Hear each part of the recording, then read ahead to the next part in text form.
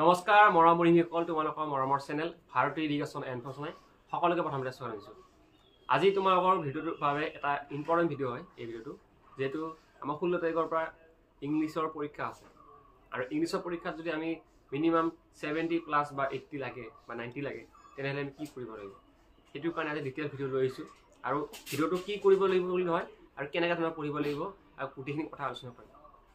যেহেতু তোমালোকে নিশ্চয় জানা 45টা কি থাকিব MCQ টাইপ কুৱেশ্যন থাকিব।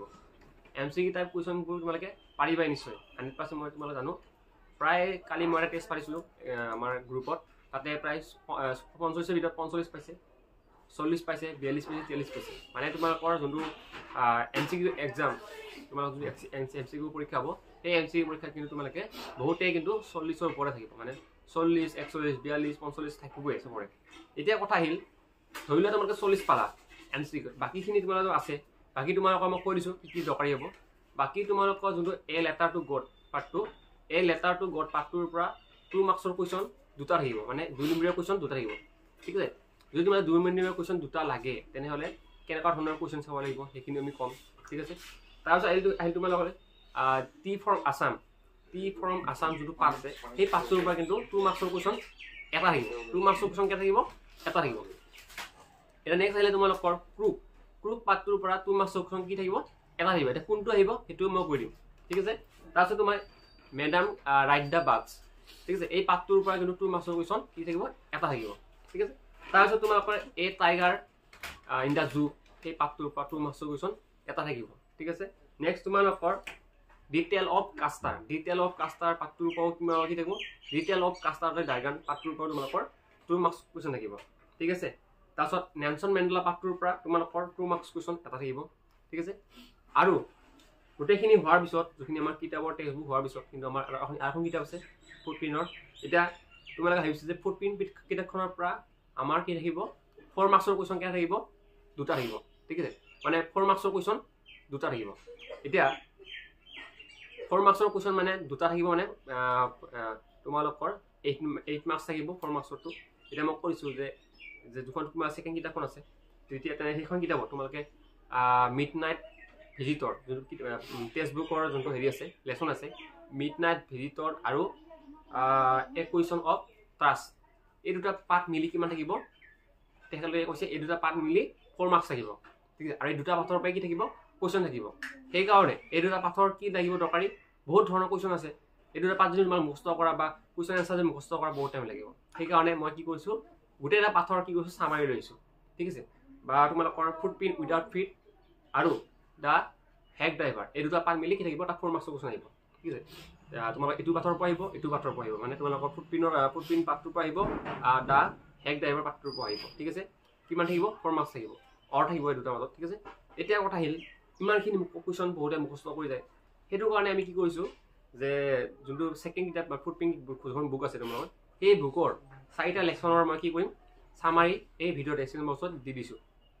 ঠিক আছে, অকল যদি চামাৰিখিনি মুখস্থ কৰা, সেইটো পাছৰ যেনেকুৱা কুৱেশ্যন নহওক চামাৰিটো জাষ্ট কপি পেষ্ট কৰি ভৰাই দিবা।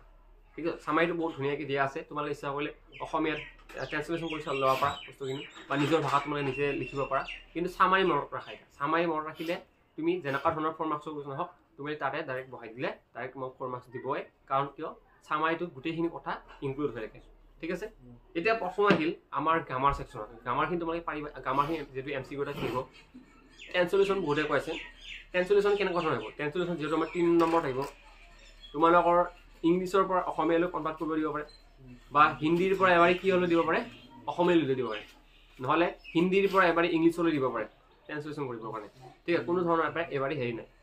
ঠিক আছে, সেইটোৰ কাৰণে এবাৰ চাই ল'ব, বা ইংলিছৰ পৰা অসমীয়ালৈ কনভাৰ্ট কৰি দিব পাৰে, অসমীয়াৰ পৰা ইংলিছলৈ ট্ৰেঞ্চলেট কৰা বুলি আহিব পাৰে। 3 নম্বৰ থাকিব।